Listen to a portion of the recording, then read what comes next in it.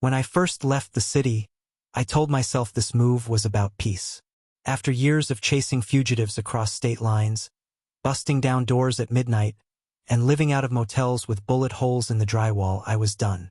My wife, Danielle, and I wanted something different, something calmer. We picked Greenfield because it seemed like the kind of place where the loudest noise at night was a sprinkler clicking on. The house looked like it had been cut straight out of a brochure. White siding, blue shutters, two-car garage, a lawn that rolled out in front of it like a perfect carpet. Danielle fell in love the minute she saw the front porch. I fell in love when I opened the garage and realized it was the perfect home for my one indulgence. A silver Porsche 911. That car wasn't just metal and rubber. It was years of overtime checks, years of risk, and a little reminder to myself that after spending so much time chasing bad guys, I'd earned the right to enjoy something beautiful. Unpacking took weeks. The garage stayed cluttered with boxes, military duffels, photo albums, Danielle's endless collection of mugs from every state we'd visited.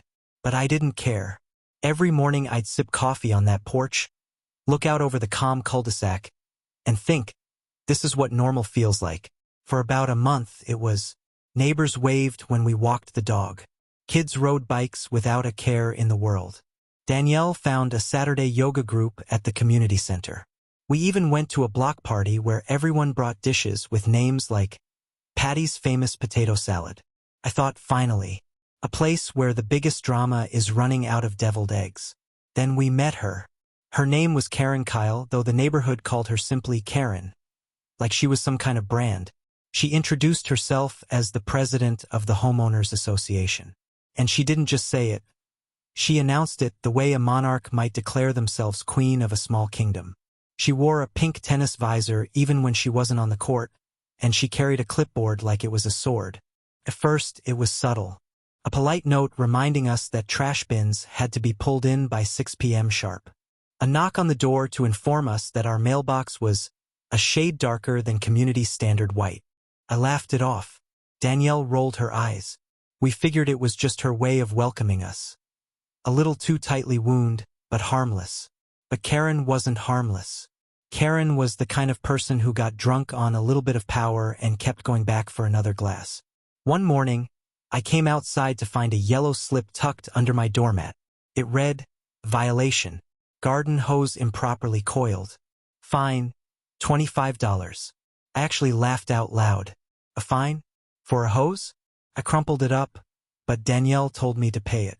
It's not worth a fight, she said. So I did. And that was the mistake. Because paying didn't make Karen go away, it made her bolder. Soon, the violations came every week. Our lawn was too uniform. Our recycling bin was not facing the correct direction. Danielle's flower pots on the porch were aesthetic imbalance. She invented rules faster than I could keep up with them. Every slip of paper in the mailbox wasn't just a fine. It was a message.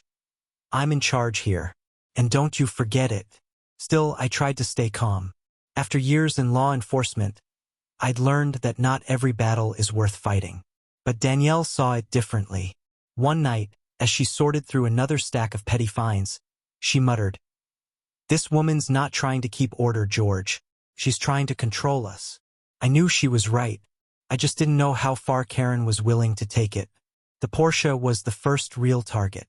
Up until then, Karen's notes had been about flower pots, lawns, or bins. But the day she set her eyes on that car, I felt the air shift. She made a comment in passing. Something about how vehicles of that type should really be garaged to maintain the neighborhood's character. Her tone was syrupy sweet, but her eyes weren't. They lingered on the Porsche like it was a personal insult. "Don't let her get to you," Danielle said when I mentioned it. But I knew better.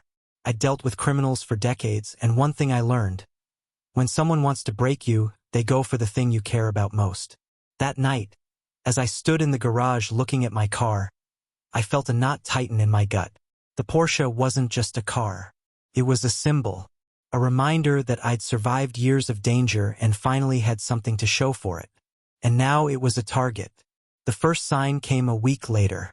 I walked outside to head to the store, and there it was, for flat tires. Not slow leaks, Not accidental punctures. For clean, deliberate slashes along the sidewalls. No note. No witnesses. Just the unmistakable calling card of someone who wanted me to know they were watching. I replaced the tires. Tried to brush it off. But the very next day, another notice was taped to my front door. Final warning. Vehicle in a state of disrepair. Evidence of fluid leakage. Subject to tow at owner's expense. It was nonsense. The Porsche didn't leak a drop. But this wasn't about facts. It was about pressure. About control. And Karen had found her leverage. Danielle held the notice in her hands, her knuckles white. She's not going to stop, George. She's escalating. I nodded. But inside my chest, something colder stirred. She was right. This wasn't just HOA harassment anymore. This was personal.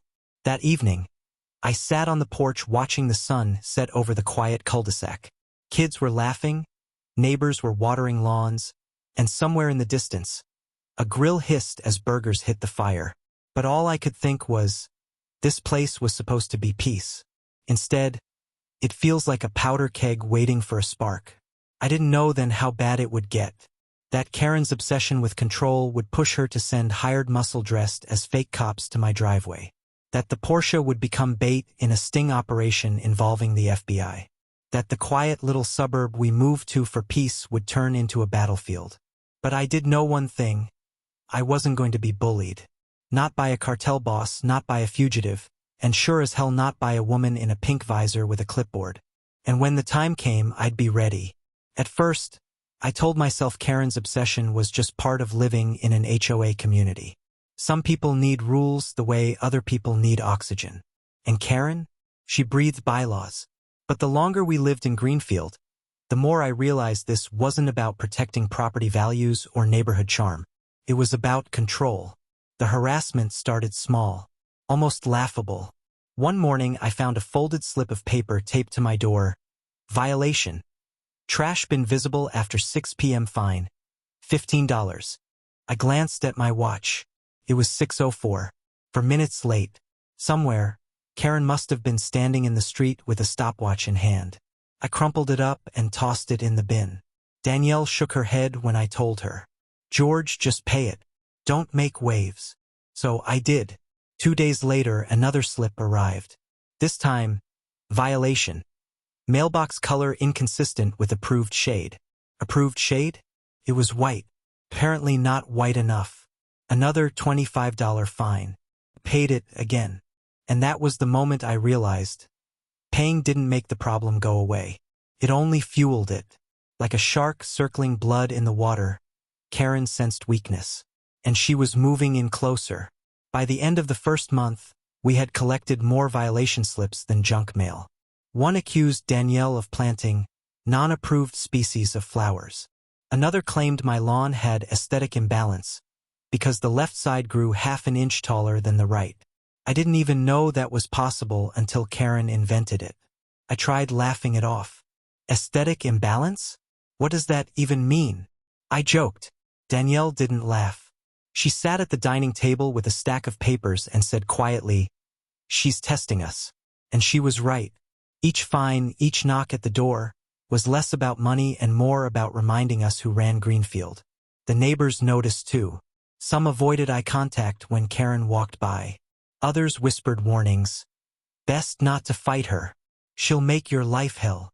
It wasn't just us. One evening, at the block party, I saw Karen scolding a teenager for parking his bike against the wrong fence.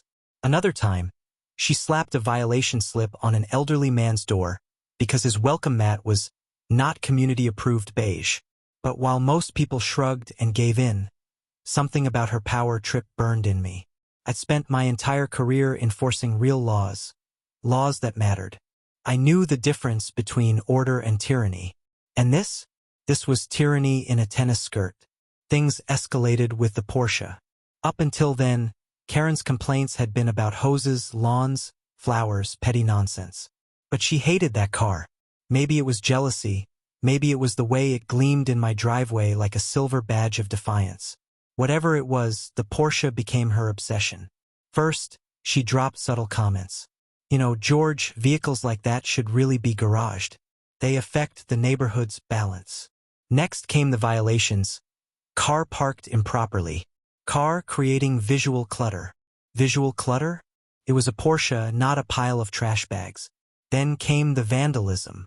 For tires slashed neat as surgery. No note. No witnesses. But I knew. You don't spend years hunting predators without recognizing the scent of petty, vindictive evil.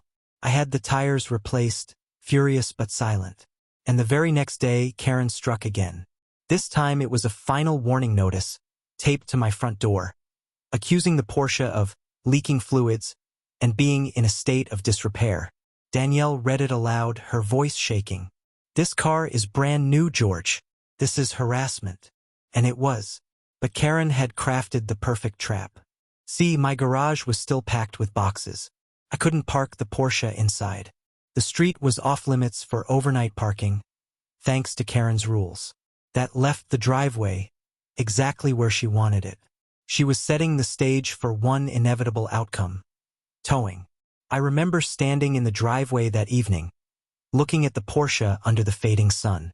It sat there polished, perfect, and completely vulnerable. I could almost hear Karen's voice in my head. "Move it or I will." And I knew she was waiting. The thing about people like Karen is they thrive on escalation. Petty fines and warnings weren't enough anymore. She wanted a show. She wanted power on display. And I had a bad feeling she was just getting started. Over the next week, the harassment grew theatrical. I'd find slips of paper taped not just to my door but to the Porsche itself. Notice: vehicle non-compliant. Notice: oil spots present. There were no oil spots. Danielle and I checked the concrete every morning, like detectives at a crime scene. Nothing. One night, we came home from dinner to find a bright orange sticker slapped across the windshield. "Subject to immediate tow if not removed."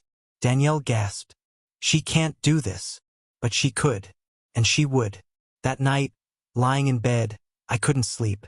I listened to the hum of sprinklers, the faint chirp of crickets, and I pictured Karen in her visor, clipboard clutched to her chest, dreaming up new ways to push us. I dealt with cartel bosses less relentless than this woman.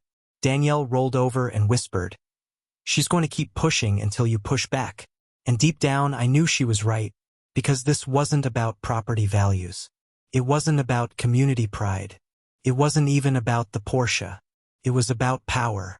And Karen Kyle, HOA president, wasn't going to stop until she proved she had more of it than me. The Porsche had always been my pride. To me, it wasn't just a car, it was a symbol of survival. Every scar I'd picked up in the field, every night spent away from home chasing fugitives, every bullet that had come closer than I'd like, they all led to this. A silver 911 sitting in my driveway. Proof that the years hadn't broken me. But to Karen, it was a challenge. A shiny middle finger parked in her kingdom.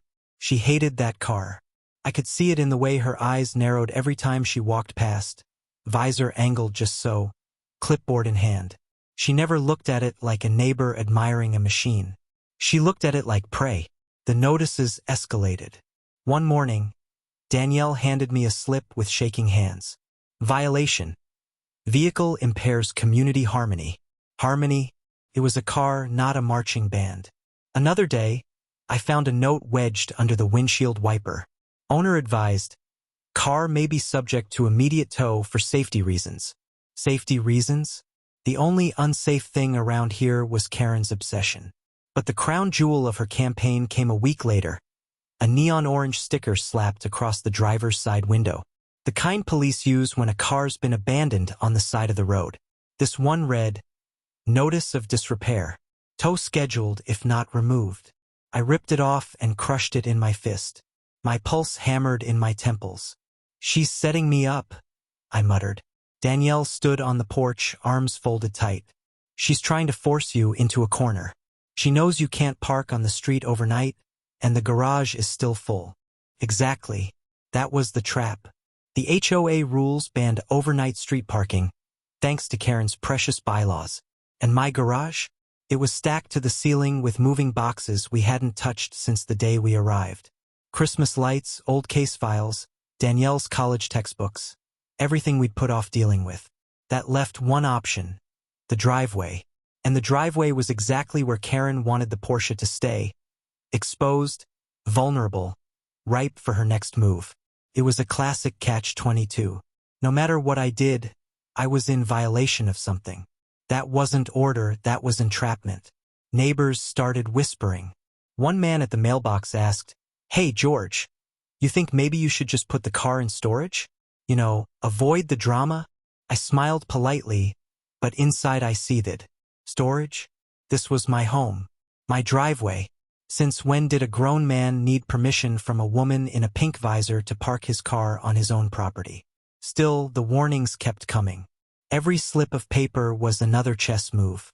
And Karen was pushing toward checkmate. Then came the vandalism. I woke up early one morning, ready for a quiet run. But when I opened the door, I froze. The Porsche sat low on all four corners. Flat tires. Again.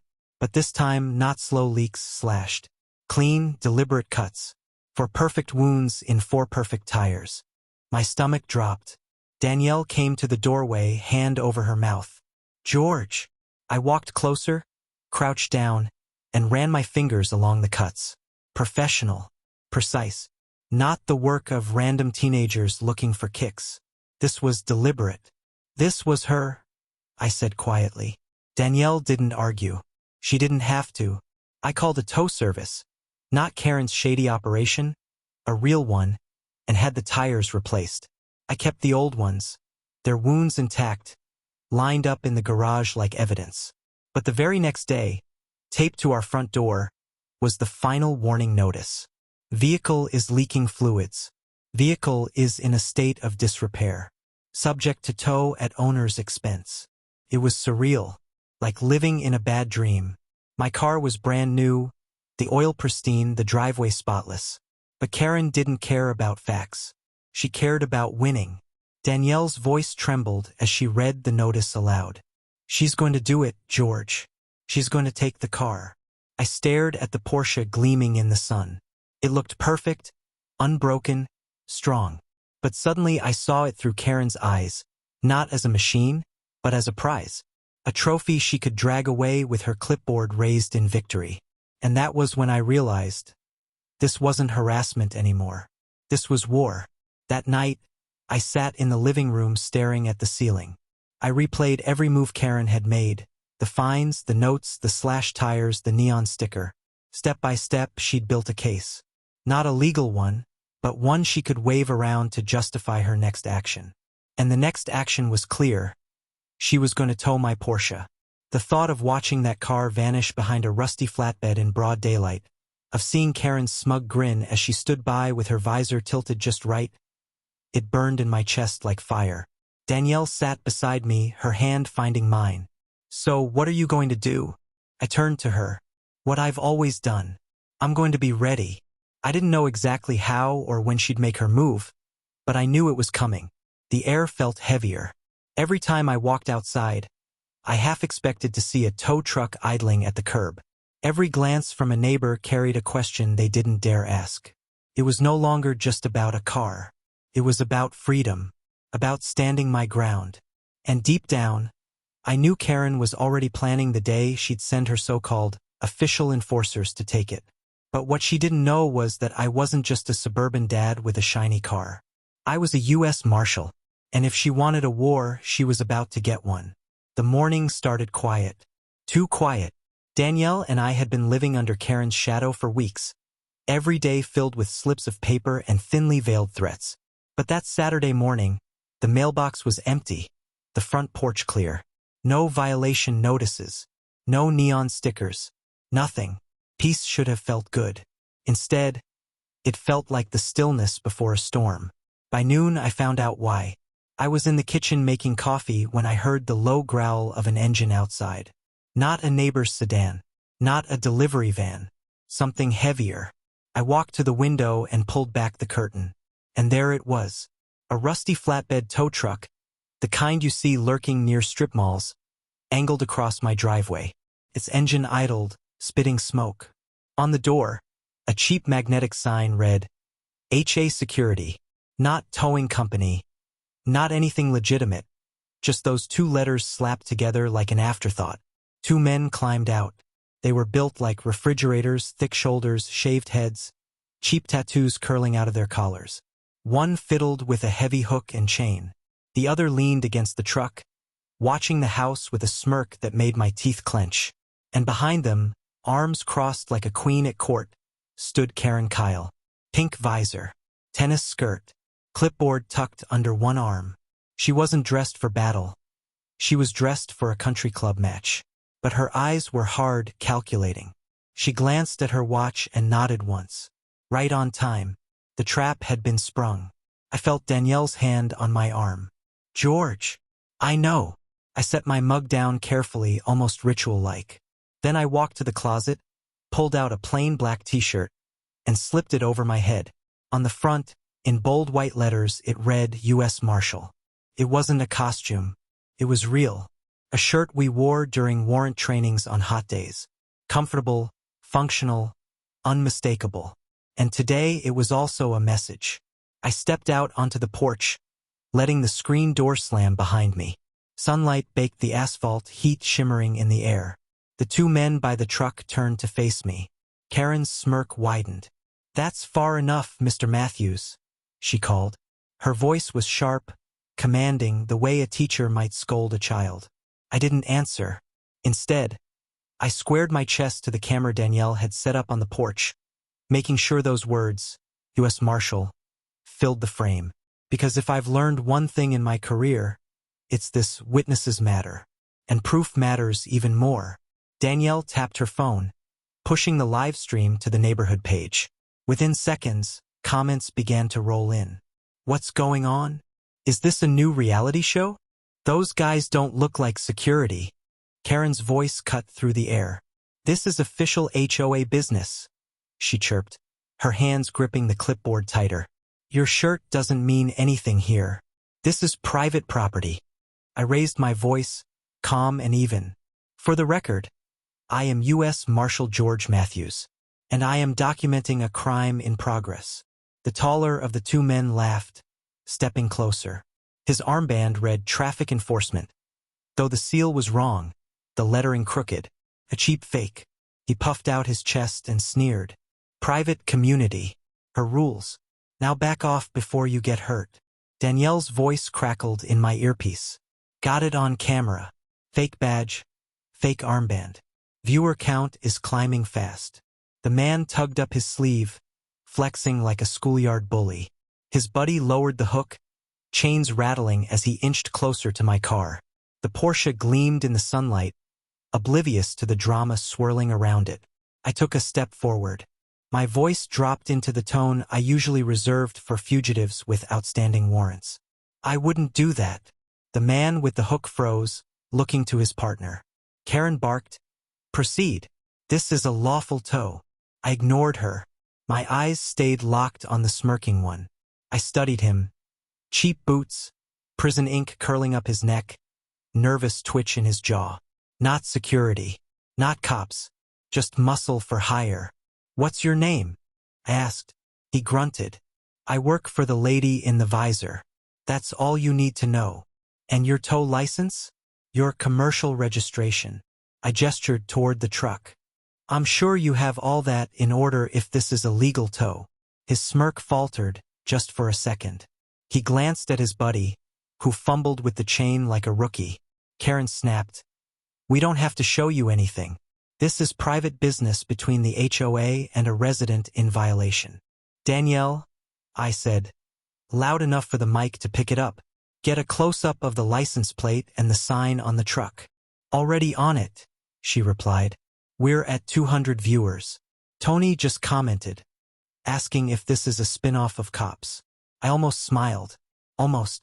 But then the big man stepped forward, getting in my face. His breath smelled of stale coffee and bad decisions. "Or what?" he snarled. "What are you gonna do, hero? Flash that t-shirt and hope I run away?" Behind him, his partner, Ricky, I'd later learn, dropped the hook and circled the car. My instincts screamed. He wasn't just adjusting equipment. He was reaching for something. A glint of metal caught the sun. Crowbar. The live stream comments exploded. He's got a weapon. Is this real? Call the cops. Danielle's voice came urgent in my ear. Crowbar. Everyone sees it. Viewer count just passed 500. The smirker puffed up, pressing his chest into mine. Back off. This is your last chance, I said, hands open at my sides, my voice steady. You're about to commit multiple felonies, starting with grand theft auto. Get in your truck and leave. Karen's laugh sliced through the air, high, shrill, mocking. You hear that? He's threatening us. He's the one breaking the law. That was the signal. The smirker shoved me, hard, 2 hands to the chest. It was meant to knock me off balance, to humiliate me in front of the cameras. But I'd been shoved harder by fugitives in stairwells. My feet held firm. I took a single step back, letting the force roll through me. And that's when Ricky rounded the car, crowbar low in his hand, eyes darting. The world narrowed. 2 threats. 1 weapon. He swung. I stepped inside the arc, just as I'd done 1,000 times in training. My palm snapped up, striking his jaw. His grip loosened, and the crowbar clattered to the pavement. The smirker lunged, but I redirected him with a controlled strike, sending him stumbling backward.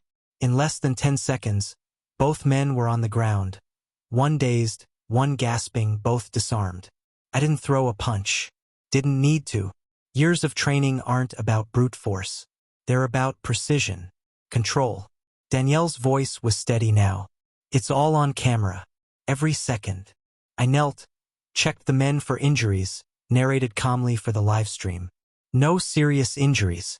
Help is coming. Stay down. Karen shrieked from the sidewalk. Assault. He assaulted them. Arrest him. But flashing blue lights were already washing over the street. Deputies pulled up, professional and calm. They saw the crowbar, the impounded truck, 2 gasping men, and me, standing steady in a black shirt that read U.S. Marshal. Karen pointed at me, eyes wild. He attacked them. My employees. He's dangerous. The deputy glanced at her, then at me. Sir, are you George Matthews? I am, I said. Everyone's okay. No serious injuries. I pulled my wallet, flipped it open, and showed my credentials. His eyes widened just slightly, posture shifting from suspicion to respect. Karen sputtered. Fake. That's fake. He's pretending. But no one was listening to her anymore. The deputies moved in, cuffed the 2 men, tagged the crowbar as evidence, and impounded the tow truck on the spot. And just like that, the storm had broken. But deep down, I knew this wasn't the end. Karen wasn't finished. Not by a long shot. The flashing lights faded, but the tension didn't. Neighbors had gathered in clusters on the sidewalks, their phones held high, whispering and pointing. The whole street smelled of exhaust and hot pavement. My Porsche sat untouched in the driveway, but I knew that wasn't the real victory. The real battle had just begun. Karen stood on the curb, red-faced and sputtering like a tea kettle about to blow. You're all blind, she shouted at the deputies. He assaulted them. He's dangerous. But the deputies weren't buying it. One officer knelt beside the crowbar on the pavement, snapping photos. Another double-checked the cuffs on the 2 men still groaning near the tow truck. And the third walked over to me. You handled that like a professional, he said quietly, eyes flicking to the U.S. Marshal logo on my shirt. I handed him my ID wallet, calm and steady. George Matthews. I'm off duty, but I don't ignore a crime in progress. He studied it, nodded once, then handed it back.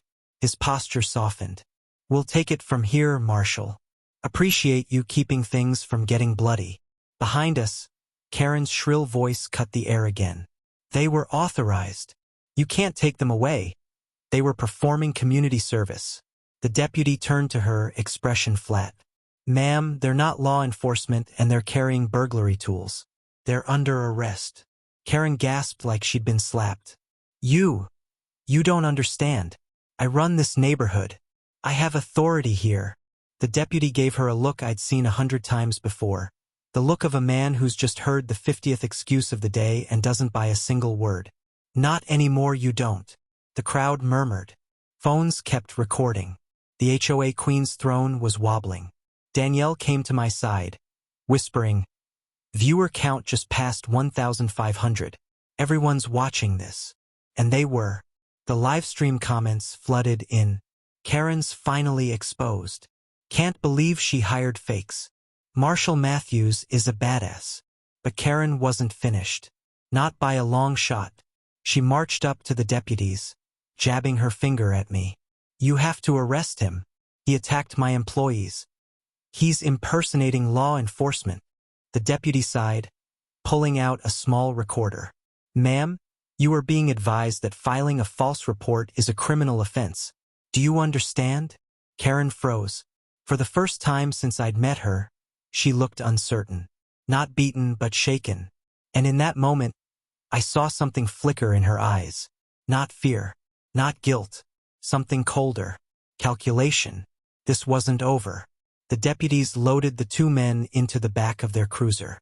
The tow truck groaned as it was hitched to a city impound vehicle. Neighbors cheered quietly as the convoy rolled away, the street slowly returning to its suburban calm. Karen stayed rooted on the sidewalk, visor tilted low to hide her eyes. "Ma'am," the deputy said, "you'll be contacted for statements.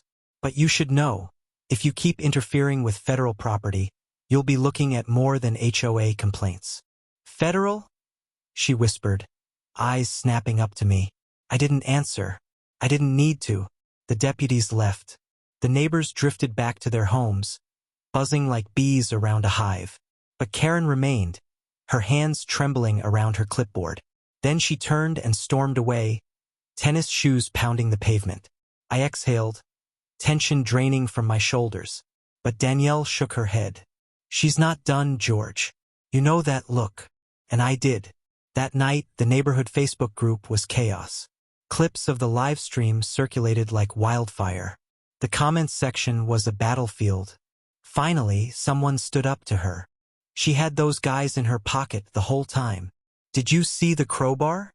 Others tried to defend her, claiming it was all a misunderstanding, that Karen was just protecting the neighborhood.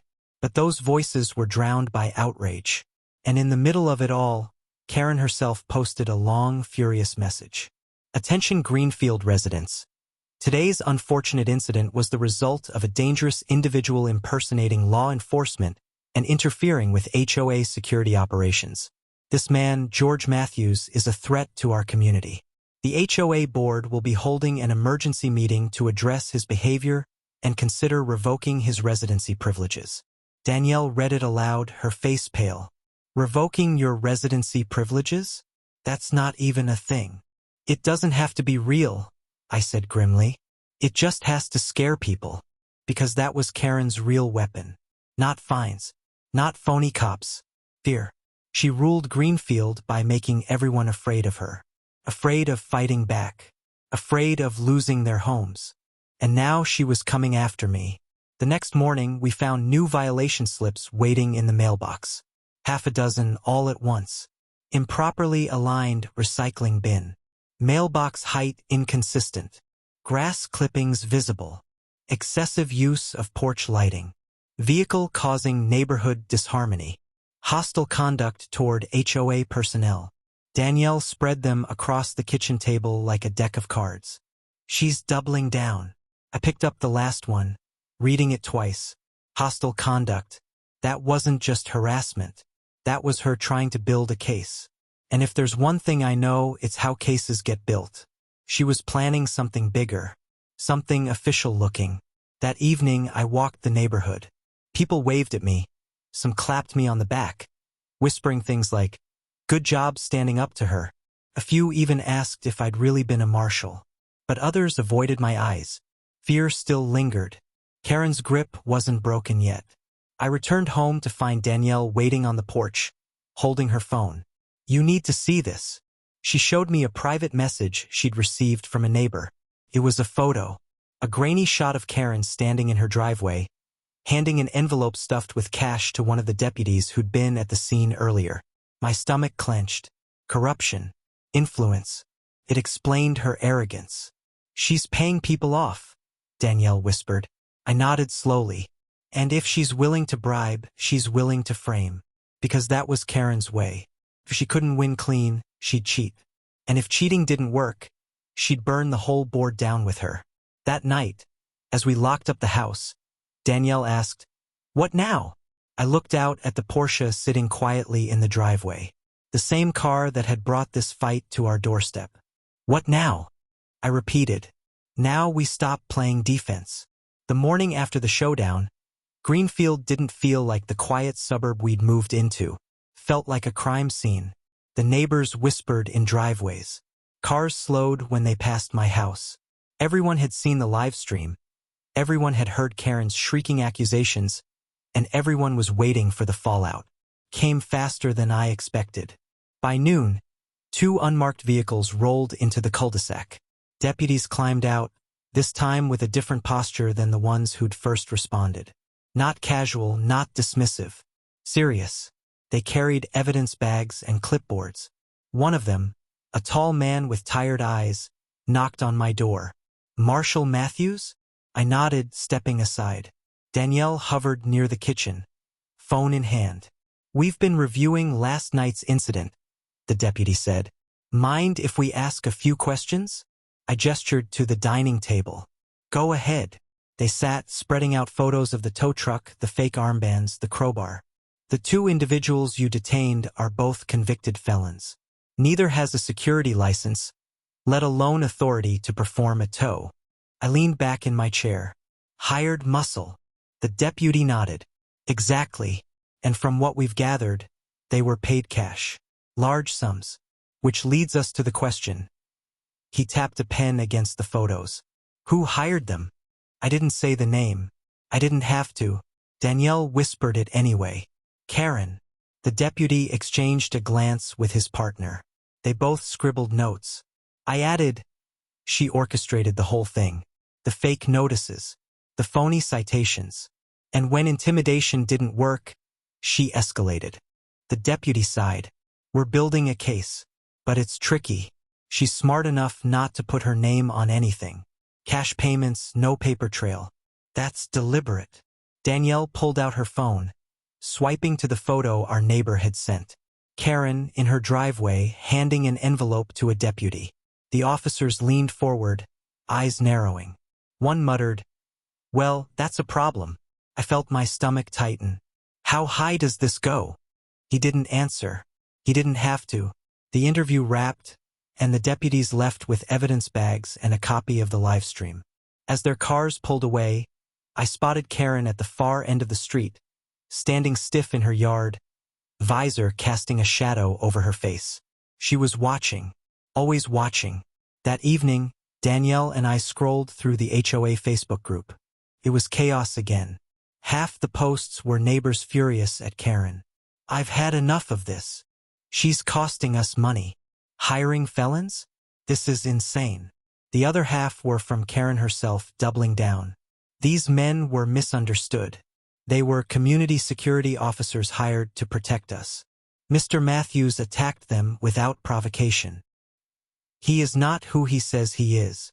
She even posted a grainy photo of me in my Marshal shirt, captioned, "Fake. Costumes don't make criminals into heroes." The comments exploded. Some neighbors defended me, linking to news articles that confirmed my service record. Others, still under her sway, parroted her lies. The community was splitting in two. Danielle shut the laptop with a snap. "She's losing control, and she knows it." "She's also desperate," I said. "And desperate people make dangerous moves." The next day proved me right. I was outside watering the lawn when another car rolled into the cul-de-sac. Not a tow truck this time. A city inspector's vehicle, complete with magnetic decals and an official-looking clipboard. He stepped out, avoided eye contact, and started snapping photos of my house. The porch, the siding, the lawn. He muttered something about code violations. I walked up slowly. "Morning. What's this about?" He barely looked at me. "Anonymous complaint. Possible structural non-compliance. Standard inspection." Anonymous complaint. I didn't need a detective to tell me who filed it. Danielle came outside, arms crossed. Karen sent you, didn't she? The inspector stiffened. Ma'am, I can't disclose who. You don't need to. I cut in. But you should know this house passed federal inspection when I bought it. Any fake report you file is going to land back on your desk. His face flushed. He scribbled a few notes, then retreated faster than he'd arrived. We watched his car disappear down the street. Danielle shook her head. She's pulling strings again. And she's not stopping. She won't stop until she thinks she's won, I said. And that was the truth. That evening, another violation notice appeared on our door. This one was different. Typed, not handwritten. Formal HOA letterhead. Notice of intent to fine $1,000. Grounds: hostile conduct, repeated violations, endangerment of community safety. Failure to comply may result in lien against property. Danielle's face drained of color. A lien? Can she do that? She can threaten, I said. That's all she ever does. Threats. But even I felt the weight of it. $1,000. A lien. She wasn't playing with hoses and flower pots anymore. She was coming for our home. And yet, amid all the fear and frustration, something shifted in the neighborhood. One by one, neighbors started reaching out privately. Messages, emails, quiet knocks on the door. Stories spilled out. How Karen had fined a single mom for leaving a stroller on the porch. How she'd threatened an elderly couple with eviction over a non-regulation flag. How she'd bribed, bullied, and manipulated her way into absolute control. She's been doing this for years, one neighbor whispered. We were all too scared to say anything. Not anymore. The live stream had cracked her mask. The truth was bleeding through. Still, Karen fought harder.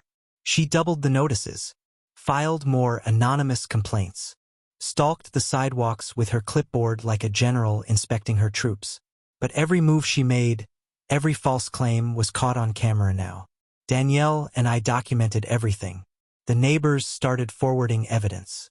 The picture forming wasn't just of a petty tyrant. It was of a criminal. And as I sat in the garage that night, staring at the Porsche, I realized something. This wasn't just an HOA feud. This wasn't about one car or one house. This was a racket. Karen wasn't acting alone. She had muscle. She had inspectors in her pocket. She had deputies willing to look the other way. This was organized. And that meant one thing: it could be taken down. I looked at Danielle, determination settling in my chest. It's time we stop waiting for her to strike. It's time we set the trap. For weeks, Karen had thrown everything she could at us. Phony fines, fake cops, even city inspectors with forged complaints. But when people like her start to lose control, they get sloppy. And Karen's sloppiness came in the shape of a bright pink golf cart. It was her pride and joy. She drove it around the neighborhood like it was a royal carriage, clipboard balanced on the passenger seat, visor pulled tight against the sun. The thing was customized. Fluffy dice on the mirror. A little horn that chirped, beep beep, in the most obnoxious tone you can imagine. She'd park it at HOA meetings like a crown jewel. One Tuesday morning, I found it parked across the street. Not in a driveway, not on her property. She'd wedged it up against a fire hydrant, sideways, blocking half the curb. I actually laughed. You've got to be kidding me. Danielle leaned beside me, sipping coffee. She fined us for a garden hose. And she parks that. We stared at the pink monstrosity, gleaming in the sun like a dare. That's a violation, I said. Danielle grinned. Oh, it's more than a violation. That's a fire code violation. I pulled out my phone and dialed the fire marshal's office. Calm, professional. Yes, hi. I'm reporting a vehicle parked illegally, obstructing a hydrant. Yes, I'll hold. 20 minutes later, a real tow truck, not one of Karen's shady contractors, but a city-licensed vehicle, rolled into the cul-de-sac. 2 firefighters followed behind, shaking their heads as they approached the pink golf cart. Who the hell parks like this? One muttered. Neighbors started to gather. Phones came out. A few muffled chuckles rippled through the crowd as the firefighters slapped a bright red sticker across the windshield. Illegal obstruction, towed. Karen must have heard the noise, because seconds later she stormed out of her house. "What do you think you're doing?" she shrieked, voice cracking as she waved her clipboard like a weapon. The firefighter didn't even flinch. "Ma'am, your vehicle is obstructing a fire hydrant. This is a safety hazard." "That's not a vehicle. That's an HOA-authorized transport unit," she snapped. The firefighter blinked at her. "It's a golf cart, and it's blocking emergency access. It's being towed." The tow truck's winch whirred to life. Chains clinked. The pink golf cart rose slowly, wheels spinning helplessly in the air. The crowd erupted in laughter. Someone started clapping. A neighbor yelled, "Guess the rules apply to you too, Karen." Danielle recorded the whole thing, barely holding the phone steady because she was laughing so hard. Karen's face turned beet red. "You can't do this. I'm the HOA president. I'll have your jobs." But the firefighters ignored her, professional and unbothered. The golf cart was hoisted onto the flatbed, strapped down like evidence. Karen ran alongside, screeching as the truck pulled away with her pink chariot bouncing behind it. "This isn't over. Do you hear me? This isn't over." The neighborhood Facebook group lit up within minutes. Memes exploded, photoshopped images of Karen chasing her golf cart, captions like, "When you break your own rules," and "Hydrant Queen dethroned." For the first time since moving here, I saw something new in the neighbor's eyes. Not fear, not hesitation, amusement, relief. They'd been waiting for years to see her fall off her throne, even for a moment. And that golf cart tow was the crack in her armor everyone needed. That evening, Danielle showed me a post from the group, a picture of the hydrant with a sign taped above it. "Reserved parking for HOA president." Dozens of laughing emojis filled the comments. I leaned back, chuckling. "Looks like the empire's crumbling." Danielle smirked. "Oh, it's more than crumbling. It's collapsing." But beneath the laughter, I knew Karen wasn't done. People like her never stop when they lose. They double down. They plot revenge. And sure enough, as the sun set, I spotted her in her driveway, visor pulled low, phone pressed to her ear. Her face was tight, her lips thin. She wasn't laughing, and I had the feeling her next move wouldn't be petty fines or golf carts. It would be something bigger. That was fine, because so was I. The day after Karen's golf cart was towed, the neighborhood buzzed like a hive cracked open. People whispered on sidewalks, shared memes online, and some even started pushing back against her fines. For the first time, cracks showed in her armor. But Karen wasn't someone who took humiliation quietly. I knew that from the way she stood in her driveway that night, visor pulled low, phone glued to her ear. Her face was tight, her lips pressed into a line so sharp it could cut glass. Danielle leaned against the window beside me, arms folded. "She's plotting." "Of course she is," I said. "But the question is, plotting what?" The answer came sooner than I expected. 2 days later, another envelope appeared on our door.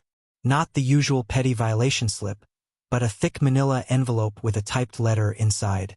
"Notice of escalated penalty, $5,000. Grounds: repeated hostile conduct, damage to community reputation, vehicle hazards. Failure to pay will result in legal action and lien on property." Danielle slammed the letter down on the table. $5,000? She can't just make that up. She doesn't need to make it legal, I said quietly. She just needs to make it intimidating, because that was Karen's playbook. Threaten big, push harder, and hope the victim folds before calling her bluff. But I wasn't folding.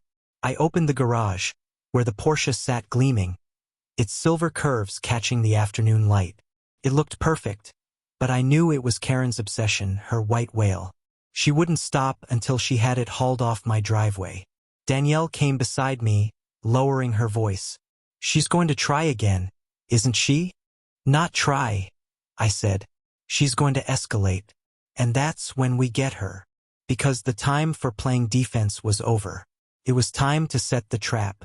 The first step was gathering evidence. Danielle and I installed extra cameras around the property. Doorbell cams, floodlight cams, even a dash cam hidden in the Porsche itself. Every angle covered, every move recorded. Then we started digging. Neighbors began sharing their own stories, Karen demanding cash under the table to waive fines, sending her favorite contractors to do overpriced repairs, even threatening liens for infractions that never existed. It was bigger than harassment. It was extortion. And then came the breakthrough. One neighbor, an older man named Frank, handed me a stack of papers. "She slipped up once," he whispered. "Sent me the wrong invoice. Look at the bank routing number." I did. The payments weren't going to an HOA account. They were going to a private LLC, registered under a shell name but traced back to none other than Karen Kyle. Danielle's eyes widened as she read over my shoulder. "She's running the HOA like a personal piggy bank." "More than that," I said. "She's laundering money through it. And if she's got city inspectors and hired muscle on the payroll, this isn't just pettiness. It's organized fraud." We documented everything. Photos, screenshots, statements. I packaged it neatly, the way I'd done for countless federal cases. Because that's what this was turning into, a case. And all cases need a sting. The bait was obvious. The Porsche.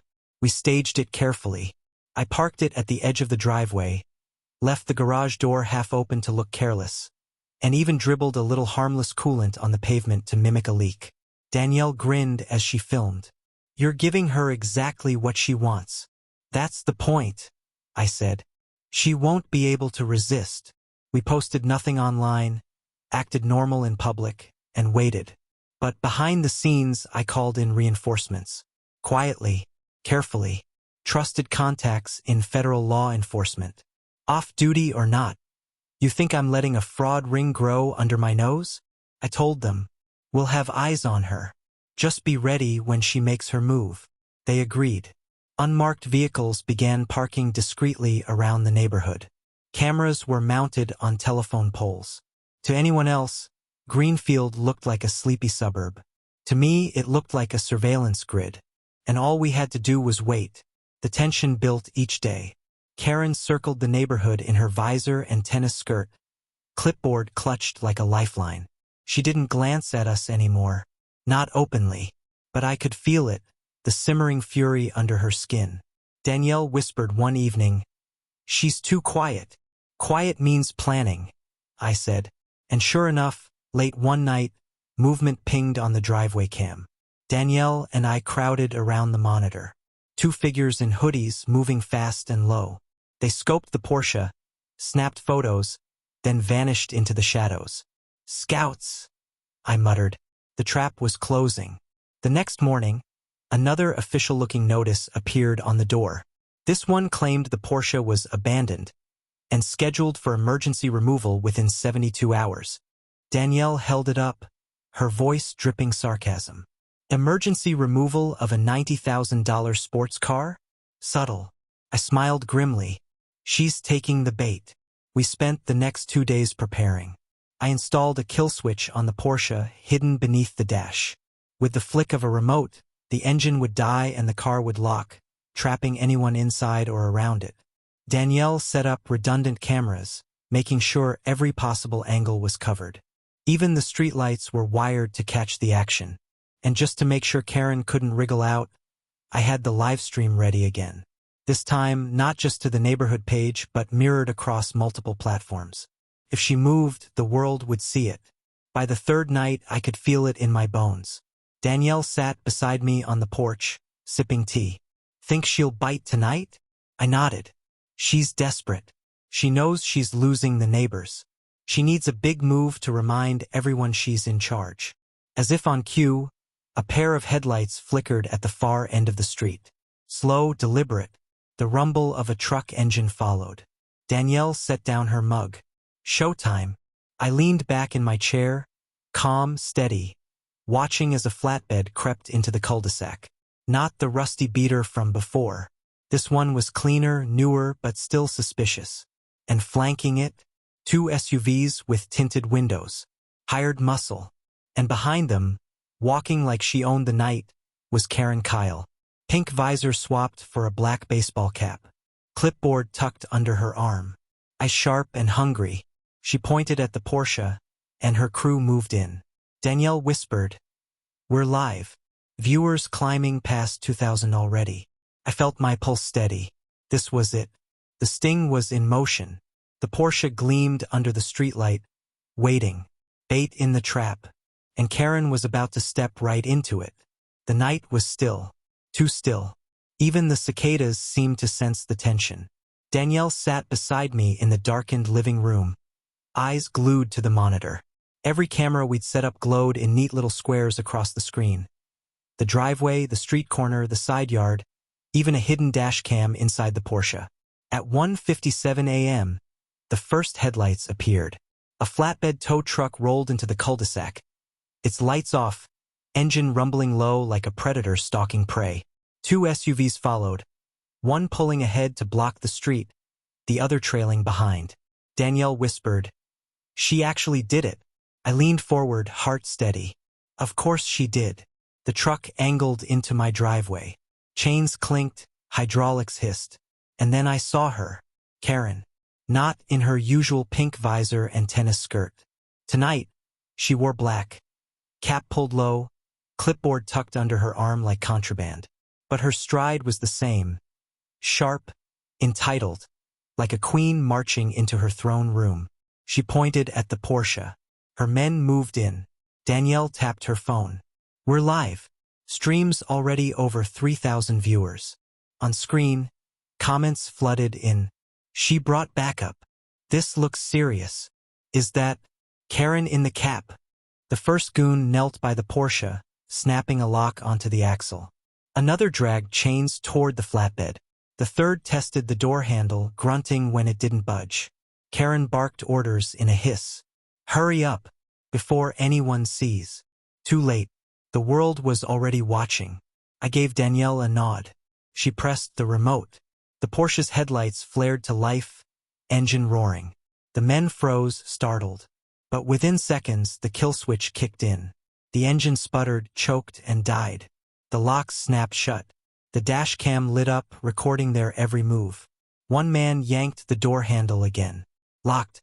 Another cursed, kicking the tire. From the livestream chat, "It's a trap. Kill switch brilliant. They're caught." Karen's face twisted. She waved her clipboard like a sword. "Get it on the truck. Now."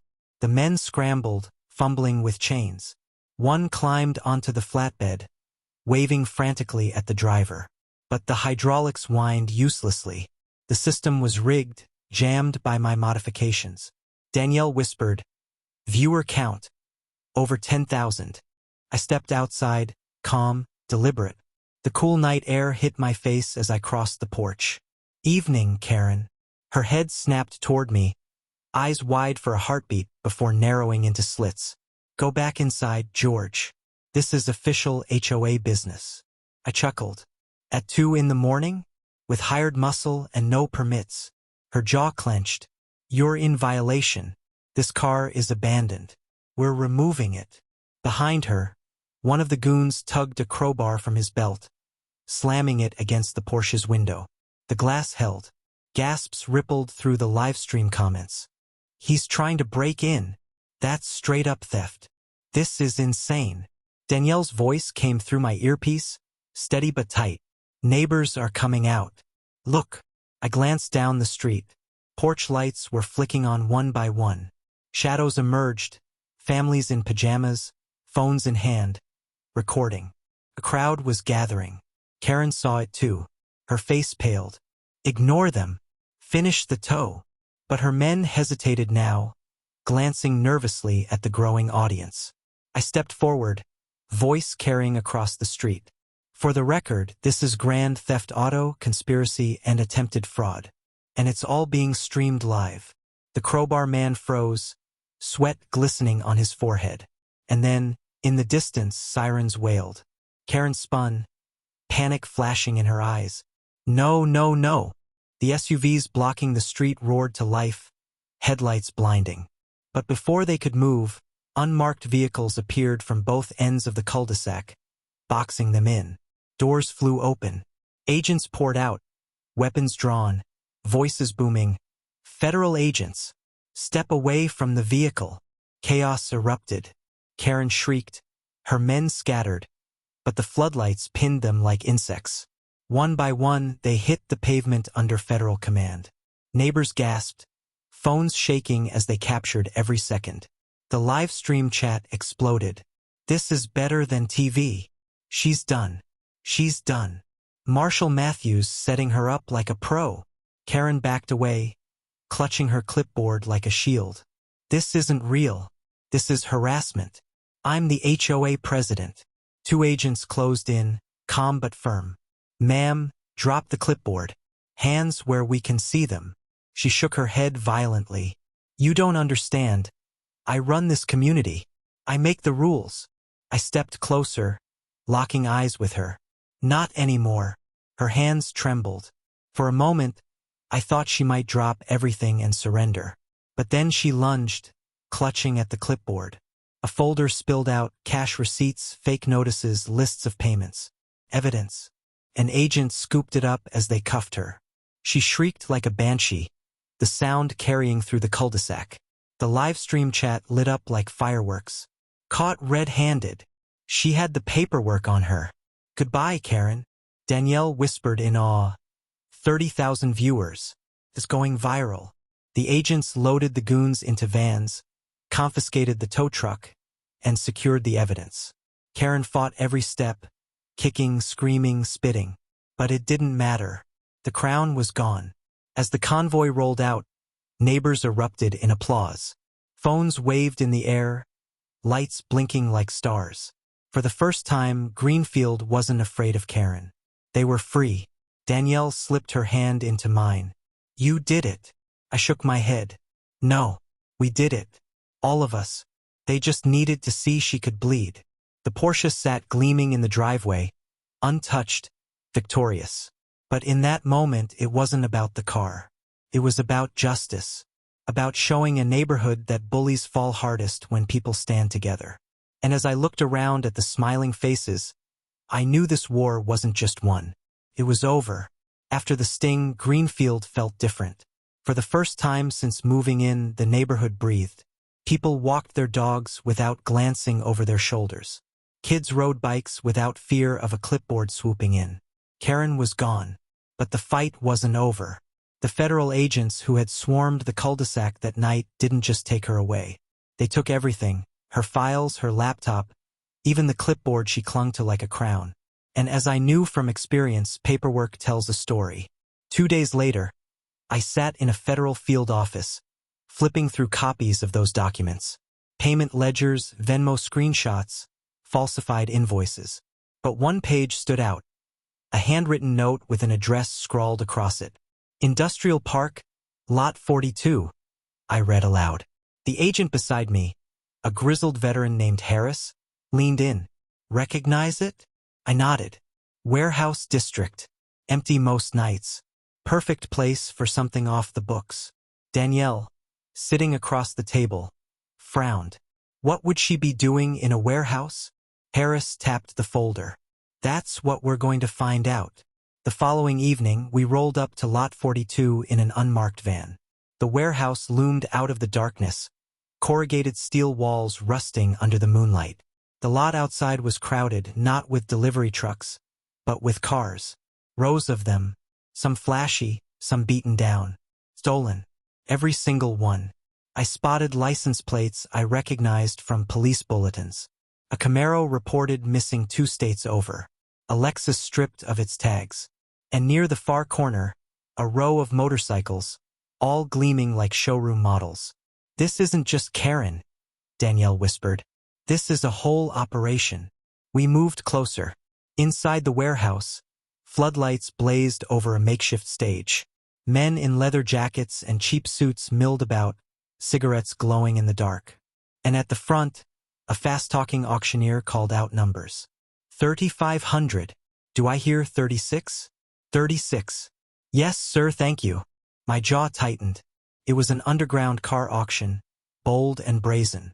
And Karen's name had been written on the address. Danielle clutched my arm. She was feeding them cars.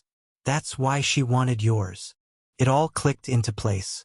The phony citations, the staged tow attempts, the fake inspectors. Karen wasn't just abusing HOA power for ego. She was funneling vehicles into a black market pipeline. And my Porsche was supposed to be her trophy. Harris lifted his radio, murmuring into it. We've got eyes on the auction. Multiple vehicles confirmed stolen. Moving in on your go. I watched through binoculars as another car rolled onto the stage. A cherry-red Mustang. The auctioneer slapped the hood with a grin. Fresh from the suburbs. Do I hear 10 grand? Men waved paddles. Cash changed hands. My fists clenched. On your go, Harris repeated, his eyes meeting mine. I nodded. Do it. The night erupted in motion. Floodlights snapped brighter. Vans roared into the lot, agents pouring out with weapons raised. Federal agents. Nobody move. The auctioneer froze, mouth open mid-call. Buyers scattered, some dropping cash, others scrambling toward exits that were already sealed off. Inside the warehouse, chaos exploded. Engines revving, tires screeching, men shouting. But the agents moved with precision, corralling suspects, securing vehicles, slapping cuffs on anyone who twitched the wrong way. Danielle filmed from behind the safety line, her camera capturing every second. Within minutes, it was over. The auction was dismantled, the stolen cars secured, the suspects loaded into transport vans. Harris exhaled, scribbling notes on his clipboard. That's one hell of a pipeline. We've been chasing this ring for months. I folded my arms, eyes scanning the lot. And Karen was their suburban supply chain. He nodded grimly. She thought her HOA gave her cover. But she got greedy. And that's when people like you notice. Danielle squeezed my hand, her voice quiet but fierce. She wanted to take your car. She wanted to take our life. Instead, she just exposed herself. I looked out at the rows of recovered vehicles, at the Mustang being loaded onto a flatbed, at the motorcycles chained and secured. Karen thought she was untouchable because she hid behind bylaws and clipboards. But in the end, all she'd done was shine a spotlight on something much bigger. And that spotlight was about to burn her world to ashes. The warehouse raid cracked everything wide open. Dozens of stolen vehicles recovered. Buyers in cuffs. Cash seized. For the feds, it was a major bust. For me, it was personal closure. But for Karen, it was only the beginning of the end. Even behind bars, she fought to keep her illusion alive. Through lawyers, through letters, through whispered phone calls to board members who still clung to her promises. She demanded loyalty, demanded silence, demanded the HOA close ranks around her. And unbelievably, they agreed to hold an emergency meeting. Danielle showed me the flyer one evening. Greenfield HOA, special session. Community attendance required. I almost laughed. Required? She's calling court from jail now. Danielle shook her head. No, George. She's planning something. One last performance. She was right, and I wasn't about to let her take the stage uncontested. The night of the meeting, the clubhouse was packed. Folding chairs scraped the tile. Neighbors fanned themselves with paper agendas. Voices buzzed with anticipation. For years, Karen had ruled this room like a throne. Tonight, it looked more like a courtroom. At the front, the board sat stiff behind a plastic table. And in the middle, flanked by two lawyers, sat Karen Kyle. No visor this time. No tennis skirt. Just a plain blazer and that same sharp glare. Her eyes scanned the room, daring anyone to meet them. A few neighbors shifted uncomfortably. Others avoided her gaze entirely. When the gavel banged, Karen rose. My fellow residents, she began, her voice steady, smooth, practiced. You've been misled. You've been manipulated by lies, by slander, by outsiders who do not care about this community the way I do. Murmurs rippled through the room. Karen pressed on. Yes, mistakes were made. But everything I have done, everything was to protect Greenfield. To raise our property values, to keep out crime, to make this neighborhood safe. Danielle squeezed my hand. Here it comes. Karen's voice hardened. And yet, one man, one so-called Marshal, has spun a web of lies to destroy me. He staged incidents, he doctored videos, and he tricked you all into believing I was the villain. A few gasps, a few nods. She still had sympathizers. Karen leaned forward, eyes glittering. But I am not the villain. I am the only one who ever cared enough to stand up for this community. And I will not be silenced by imposters. The room buzzed louder. Some clapped. Others shook their heads. The divide was clear. That was my cue. I stood, the chair scraping back against the floor. Karen's eyes snapped to me, narrowing into daggers. You want the truth? I said, voice carrying over the noise. Then let's show it. I lifted the remote in my hand and clicked. The projector screen behind the board flickered to life. First, footage from my driveway. The fake cops. The crowbar. The live stream of Karen ordering them to tow my Porsche. Gasps filled the room. A few people shouted. Karen's face went pale. Next, the golf cart tow. Her pink chariot being hauled away from the hydrant as neighbors laughed. Laughter broke out again in the room, tension cracking. Then the midnight sting. Karen in her black cap, clipboard in hand, barking orders at hired muscle. The kill switch trapping her goons. The feds swarming in. And finally, Karen herself, shrieking as the cuffs clicked around her wrists. The room erupted. Phones shot up, neighbors shouting, clapping, jeering. Karen lunged forward, slamming her palms against the table. Those videos are fake, fabricated. He's framing me, but I wasn't finished. The screen shifted again to footage from the warehouse raid. Rows of stolen cars. The auctioneer calling bids. Buyers in cuffs. And at the bottom of the evidence board, one name circled in red. Karen Kyle. Silence fell like a hammer. Her lawyers shifted uncomfortably. The board members stared at their shoes. And Karen? For the first time, she didn't shout. She didn't sneer. She just froze. I stepped forward. For years, you ruled this neighborhood with fear. You fined us, threatened us, manipulated us. But it wasn't about community. It was about greed. About feeding a criminal pipeline and hiding it behind HOA bylaws. I turned, sweeping my gaze across the room. She called herself a protector, but she was nothing more than a thief with a clipboard. Applause thundered. Neighbors stood, clapping, shouting, cheering. And then, as if on cue, the doors at the back of the clubhouse swung open. Federal agents strode in, badges flashing. Karen Kyle, one said, voice booming, you are under arrest for fraud, conspiracy, racketeering, and aiding in the trafficking of stolen vehicles. Gasps. Cheers. Phones recording every second. Karen's face twisted. No, you can't. I built this community. You need me. The agents pulled her hands behind her back, cuffing her as she thrashed. This isn't justice. This is betrayal. But no one listened. Not the board. Not the neighbors. Not even her lawyers, who quietly packed their briefcases and slipped out the side door. The agents led her past the rows of residents. People she had bullied, fined, silenced. Some spat words at her. Others just watched in stunned silence. Danielle leaned into me, whispering, "It's over." I nodded slowly. Yeah, it's over.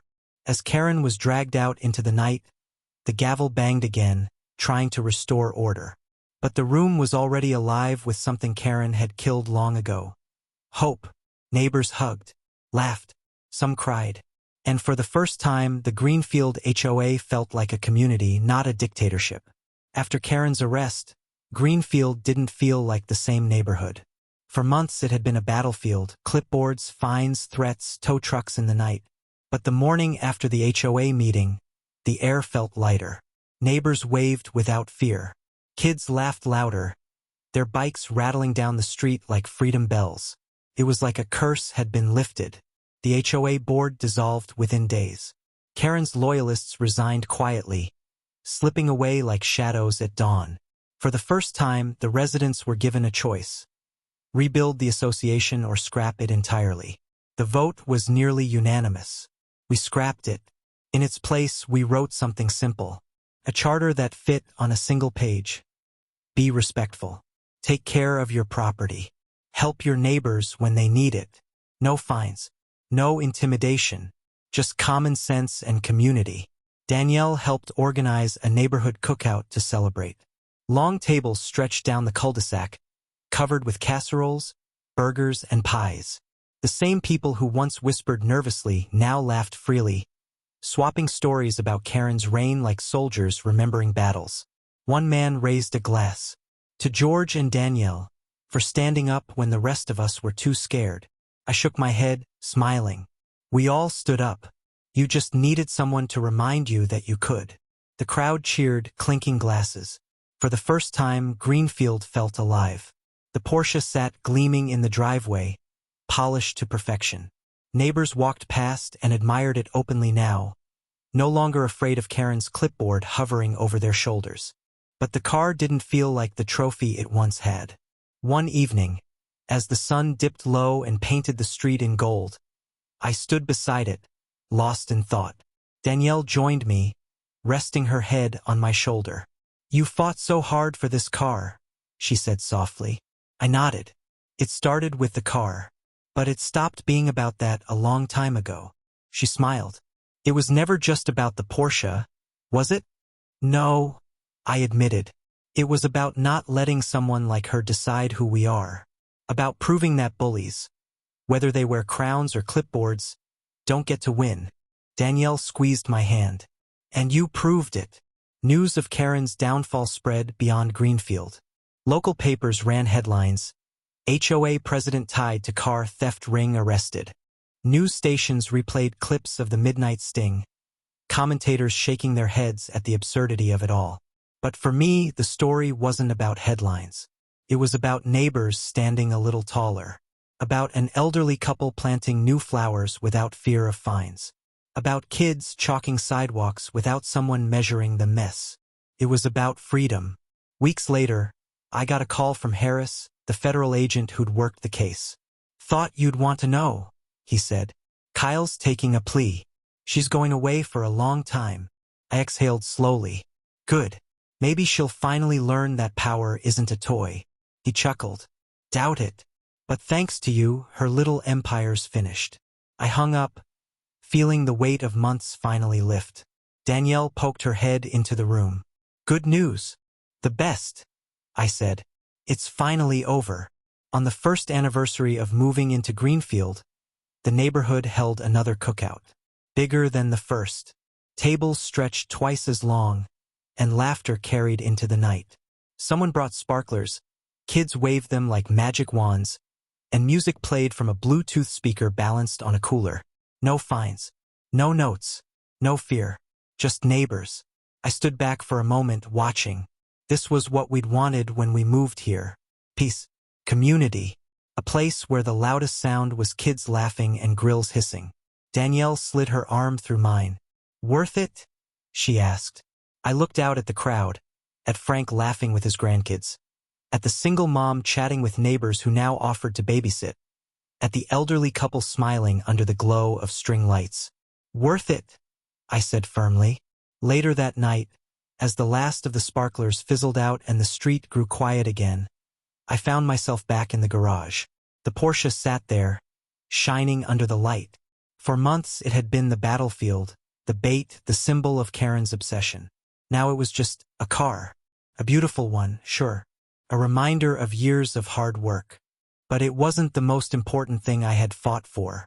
I ran my hand along the hood, then glanced out at the street, at the houses lined up in peace. This is what matters, I whispered. Not cars, not houses, not even titles, but people, community, standing up when it counts. Because sometimes the fight doesn't come from fugitives or gangsters. Sometimes it comes from a woman in a pink visor with a clipboard. And when it does, you don't back down. You stand tall, you fight smart, and you win.